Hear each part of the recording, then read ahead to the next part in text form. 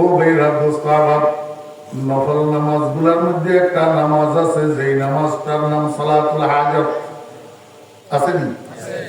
সালাতুল হাজাত। রাসূল আকরাম সাল্লাল্লাহু আলাইহি ওয়াসাল্লামের সাহাবীগণ ছোট ছোট বড় বড় যে কোনো সমস্যার সম্মুখীন হইতেন, যে কোনো হাজত, যে কোনো জরুরত সামনে আসতো, দুনিয়ার মানুষের মুখাপেক্ষি হইতেন না, দুনিয়ার মানুষের মহতাজ হইতেন না, দুনিয়ার মানুষের দরবার পড়া নাড়তেন না, বরং সঙ্গে সঙ্গে ওযু করি আল্লাহু আকবার, 2 রাকাত সালাতুল হাজত পড়ি, 5টা কালিমা উচ্চারণ করতেন। কয়টা কালিমা? 5টা কালিমা। আল্লাহুম্মা ইয়া আউওয়ালাল আউওয়ালিন, ইয়া আখিরাল আখিরিন, ইয়া যাল কুওয়াতিল মাতিন, ইয়া রাহিমাল মাসাকিন, ইয়া আরহামার রাহিমিন। এই 5টা কালিমা কেন পাঠ করতেন? এই 5টা কালিমার মধ্যে আল্লাহ পাক এমন শক্তি দিয়ে রাখছে, এই 5টা কালিমায় বলে আল্লাহর কাছ থেকে আল্লাহর রহমতকে চিনে নিয়ে আনতে পারে। সুবহানাল্লাহ। হ্যাঁ, কথায় কথা লম্বা হয়ে যায়, সময় তো অনুমতি দেয় না, একটু কই। হযরত ফাতেমা রাদিয়াল্লাহু আনহা নতুন নতুন বিয়ে হয়েছে, নতুন নতুন বিয়ে হয়েছে। হাসান হুসাইন জন্ম হয় নাই। বিয়ের কিছুদিন পরে হঠাৎ আল্লাহু আকবার, তখনের আমলে এত দ্বন্দ্বলত মানুষের কাছে ছিল না। তথাপি উনারা তো মক্কা শরীফ থেকে হিজরত করে মদিনায় আসছেন, বাড়ি ঘর মাল সামান সব তো মক্কায় রইয়া গেছে, মদিনায় তেমন কিছু নাই। এই জন্য মদিনায় জীবন যাপনটা শুরুতে উনাদের বড় কষ্টের, বড় হযরত ফাতেমা রাদিয়াল্লাহু আনহা বিয়ের অল্প কিছুদিন পর আল্লাহু আকবার এমন একটা পরিস্থিতিতে পড়ছে, 3 দিন পর্যন্ত ফাতেমার ঘরে চুলায় আগুন জ্বলে না। কয়দিন? 3 দিন। কার ঘরে? ফাতেমার ঘরে। ফাতেমা এটা কে? মা কয় না তো, দোজাহানের বাদশার মেয়ে, দোজাহানের বাদশার মেয়ে। মনোযোগ আছে? এখন তো আমাদের যুগে এমপি সাহেবের শালীর ননদের জামাই বন্ধুর ভাই, এমপি সাহেবের শালীর ননদের জামাই বন্ধুর ভাই। হাতে এই পরিচয়, এটা দিয়ে কোটি কোটি টাকা কামাই করি সিঙ্গাপুর পাঠাইতেছে, আলিকোটে জমা করতেছে, সুইস ব্যাংকে জমা করতেছে। মানুষে জিজ্ঞেস করলে কয় আমি এমপি সাহেবের আত্মীয়। কি রকম আত্মীয়? কয় আমি এমপি সাহেবের শালীর ননদের জামাইয়ের বন্ধুর ভাই। আমার মনে কর যে ভোগায় কেমন আগে মানুষ মায় কিনতে ভোগায় যে কেস করিয়ে দেবে, ইউটিউবে দিয়ে দিব, বুঝছেন? এমপি সাহেবের শালীর ননদের জামাই বন্ধু ভাই, এই সমস্ত আত্মীয়রা মানুষের গণেনি, এই সমস্ত আত্মীয় খবর রাখেনি। হাতে এই পরিচয় দিই আমি এমপি সাহেবের আত্মীয়। কোটি কোটি টাকা মানুষের থেকে হাতাইয়া দেশের সম্পদ লুণ্ঠন করি নিয়ে সুইস ব্যাংকে জমা করতেছে। আর এদিকে দোজাহানের সম্রাট মুহাম্মদুর রাসূলুল্লাহ সাল্লাল্লাহু আলাইহি ওয়াসাল্লামের আদরের দুলারি, কলিজার টুকরা, নয়নের মণি ফাতেমার ঘরে 3 দিন পর্যন্ত চুলায় আগুন জ্বলে না। রহমতুল লিল আলামিনের কন্যা আর রহমতুল লিল আলামিনের মেয়ের জামাই 3 দিন পর্যন্ত উপাস, দানা পানি পেটে পড়ে না। আল্লাহু আকবার। হযরত আলী রাদিয়াল্লাহু আনহু যোহরের নামাজ পড়ার জন্য মসজিদে নববীতে গেছেন।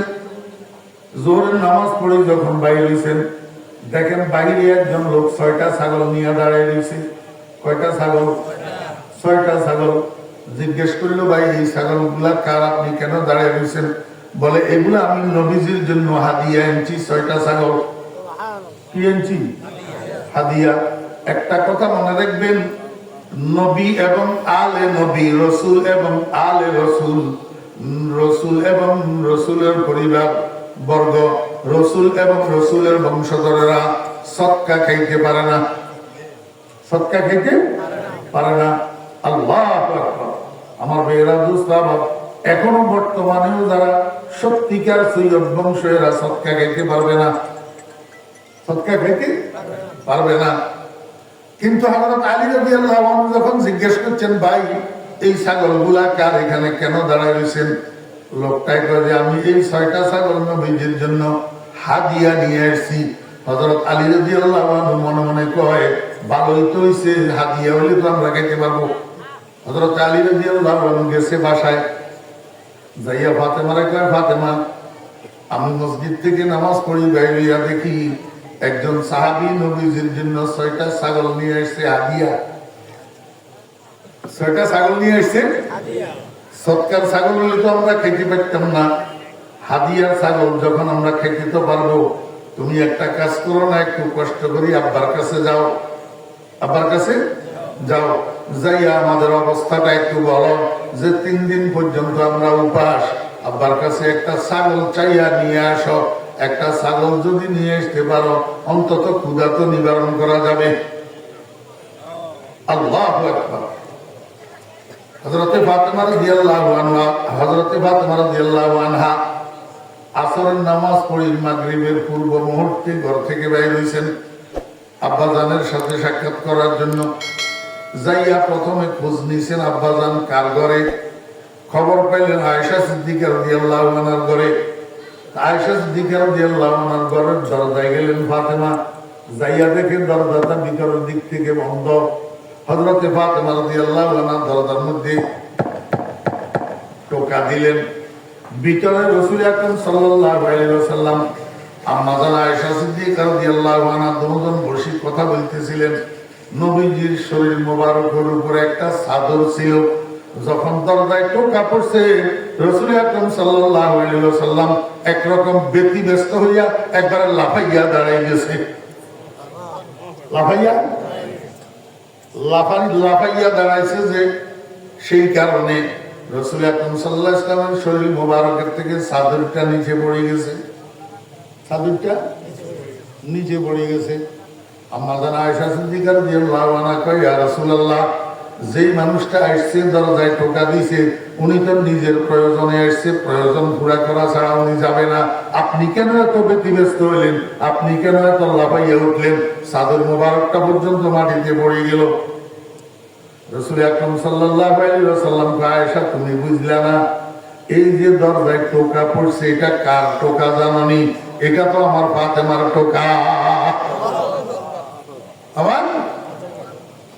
আমার ভাইরা, আপনারা আমাকে একটু বলেন, আপনারা আমরা সবাই তো সন্তানদেরকে মহব্বত করি, যদি বাইরে থেকে গলার আওয়াজ শুনি তাহলে বলতে পারি এটা আমার ছেলে, এটা আমার মেয়ে। টোকার দ্বারা বুঝতে পারবেন নি আমার ছেলে আমার মেয়ে? কোন মা বাবা সে টোকা মুখস্থ, সন্তানের টোকা মুখস্থ, টোকার ধরন মুখস্থ, টোকার সিস্টেম মুখস্থ, কেমনে টোকা দিয়ে আমার সন্তানে এটা মুখস্থ রাখছে কয়জন বাবা? দরজা টোকা দিলে বুঝতে পারে এটা আমার ছেলে কয়জন। আমার ভাইয়েরা, রাসূল আকরাম সাল্লাল্লাহু আলাইহি ওয়াসাল্লাম ফাতেমাকে কি পরিমাণ মহব্বত করতেন এবার চিন্তা করে দেখেন। ফাতেমার টোকা পর্যন্ত নবীজির মুখস্থ ছিল। নবীজি সরকার দো আলম জনাব মুহাম্মদুর রাসূলুল্লাহ সাল্লাল্লাহু আলাইহি ওয়াসাল্লাম ব্যতিব্যস্ত হইয়া দরজায় গেলেন। দরজা খুললেন, দেখেন ফাতেমা জীর্ণ শীর্ণ অবস্থায় দাঁড়ানো, একরকম কাঁদতেছে ফাতেমা। কেন? কদিন? খালি একদিনের রোজায় তো কাইলে জানবে, তার সময় ডুলি হড়ি যেতেন চান, হ্যাঁ? আর গরম বেশি হইলে শরবতের লাই মহিলাদের লোকে ভিড়াভিড়ি লাগাই দেন। একদিনের রোজায় 3 দিন পর্যন্ত যেই মানুষগুলা উপাস, এই মানুষগুলার শরীরের কি অবস্থা এবার একটু চিন্তা করে দেখেন। নবীজি দরজা খুললেন, ফাতেমারে দেখি কয়, মা নিশ্চয় কোনো দুর্ঘটনা হয়েছে, নাহলে এই সময় মাগরিবের নামাজ সামনে, সন্ধ্যাবেলা, এই সময় তো তোমার এইভাবে আসার কথা না, কি জন্য এসছো তাড়াতাড়ি বলো। ফাতেমা রাদিয়াল্লাহু আনহা কয়, আব্বাজান, আমি এবং আপনার মেয়ের জামাই আলী 3 দিন পর্যন্ত উপাস, আমাদের ঘরে কোনো খাবার নাই, 3 দিন পর্যন্ত আমাদের চুলায় আগুন জ্বলে।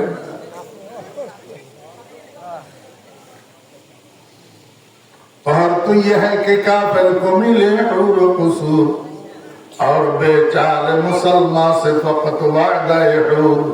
रहमती है तेरे अगियार के काशानों पर, बरके गिरती है तो बेचारे मुसलमानों पर। তবুও তোমার বাড়ি ধারা বর্ষে সদা তাদের প্রতি, বজ্রা নলে পড়ে মরে নিরীহ মুসলিম জাতি। আমার ভাইয়েরা, দোস্ত আবার এই পর্যন্ত কোন খবরে, ভয়েস অফ আমেরিকার খবরে, বিবিসির খবরে, কোন পেপারে পত্রিকায় আপনারা দেখেন নাই আমেরিকার প্রেসিডেন্ট বুশ 3 দিন উপাস, আমেরিকার প্রেসিডেন্ট ক্লিন্টন 3 দিন উপাস, আমেরিকার প্রেসিডেন্ট ওবামা 3 দিন উপাস, আমেরিকার প্রেসিডেন্ট ট্রাম্প 3 দিন উপাস।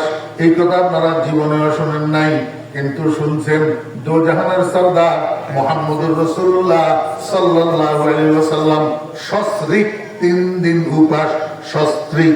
ও ভাইরা, দোস্ত আবাব, নবীজি নবীজির স্ত্রীদেরকে সহ লইয়া 3 দিন পর্যন্ত উপাস, নবীজির মেয়ের 3 দিন পর্যন্ত উপাস, নবীজির মেয়ের জামাই 3 দিন পর্যন্ত উপাস। আল্লাহু আকবার। এটাই তো আল্লাহ পাকের প্রতিপালনার ধরন, এটাই তো আল্লাহ পাকের রুবুবিয়তের আন্দাজ। দুশ্মনকে মোটা মোটা মোরগের রান খাওয়ায়, আর বন্ধুদেরকে কয় কোন রকম সিরকা রুটি মাখি মাখি খাইয়া জীবন ধারণ করো, তোমাদের জন্য আমার অপুরন্ত নিয়ামতের ভান্ডার জান্নাতুল ফেরদাউস অপেক্ষা করতেছে। সেখানে এই দুশ্মনের গোষ্ঠীর কোনো অংশ না।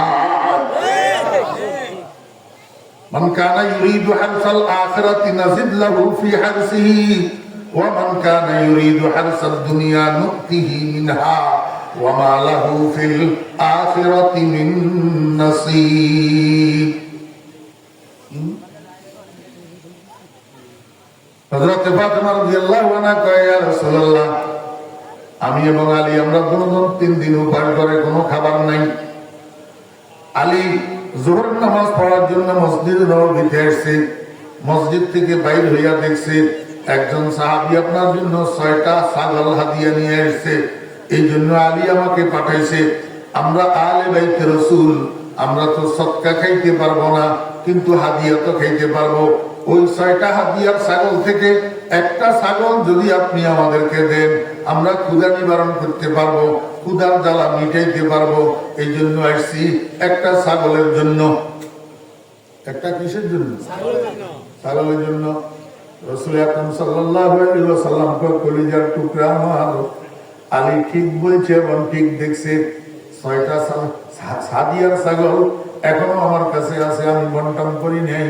কিন্তু একটা কথা আমাকে বলো, একটা ছাগল যদি এখন আমি তোমাকে দিই, এটাই তোমার কয়দিন যাবে? এটা তোমার কয়দিন যাবে, কয় বেলা খাইবা? এরপরে রিজিকের ব্যবস্থা কি? আবার যদি উপাস থাকো, আবার যদি খাবারের অভাব দেখা দেয়, তখন কি করবা? রাসূল আকরাম সাল্লাল্লাহু আলাইহি ওয়াসাল্লাম কয়, ফাতেমা, বরং একটা কাজ করো, তুমি ছাগল নিও না, আমার থেকে একটা পদ্ধতি নিয়ে যাও। এই পদ্ধতিটা অবলম্বন করো, মৃত্যু পর্যন্তর জন্য স্থায়ীভাবে রিজিকের ব্যবস্থা হয়ে যাবে, আর কোনোদিন উপাস থাকবে না। ফাতেমা কয়, আব্বাজান, কি পদ্ধতি? রাসূল আকরাম সাল্লাল্লাহু আলাইহি ওয়াসাল্লাম কয়, তুমি ঘরে ফিরে যাও। ঘরে ফিরে যাইয়া তোমার স্বামী এবং তুমি দুজনে ওযু করি 2 রাকাত সালাতুল হাজত পড়বা। তোমরা স্বামী স্ত্রী দুজন ওযু করে 2 রাকাত সালাতুল হাজত পড়বা। কি পড়বা? সালাতুল হাজত। 2 রাকাত সালাতুল হাজত পড়ি মুনাজাত ধরবা। মুনাজাত কি ধরবা? মুনাজাত ধরবা। মুনাজাতের মধ্যে প্রথমে 5টা বাক্য উচ্চারণ করবা। ইয়া আউয়ালাল আউয়ালিন, ইয়া আখিরাল আখিরিন, ইয়া যাল কুওয়াতিল মাতিন, ইয়া রাহিমাল মাসাকিন, ইয়া আরহামার রাহিমিন। কয়টা বাক্য? 5টা বাক্য। এই 5টা বাক্য উচ্চারণ করবা। এই 5টা বাক্য পাঠ করি এবার আল্লাহর কাছে স্থায়ীভাবে রিজিকের জন্য দোয়া করবা। আল্লাহ পাক মৃত্যু পর্যন্তর জন্য রিজিকের ব্যবস্থা করে দিবেন, আর কোন সময় উপাস রাখবেন না।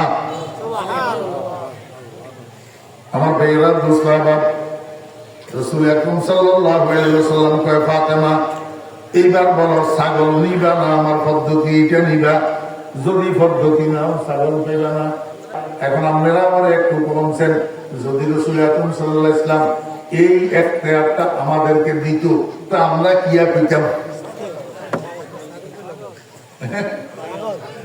আমরা পেতাম হেলাই তখন আপনার পদ্ধতি আগে ছাগল দেন, আগে কি দেন? কারণটা কি? আমরা তো আল্লাহ রাসূলের কথা আসলে বিশ্বাস করি না, আসলে বিশ্বাস করি না। আমার ভাইরা দোস্ত বাবা, আপনারা আপনারা যদি নবীজি জিজ্ঞাসা করতো কিয়া নিবে, আমরা পেতাম ছাগল দেন। হযরতে ফাতেমা রাদিয়াল্লাহু আনহা বাবা আমার ছাগলের দরকার নাই, আমি পদ্ধতি লইয়া গেলাম। যখন বাসায় গেছে আলিয়া দেখে ফাতেমার হাত খালি। আলী কয় ফাতেমা মনে হয় তুমি যাওয়ার আগে আব্বাজান ছাগলগুলা বন্টন করে দিয়েছে।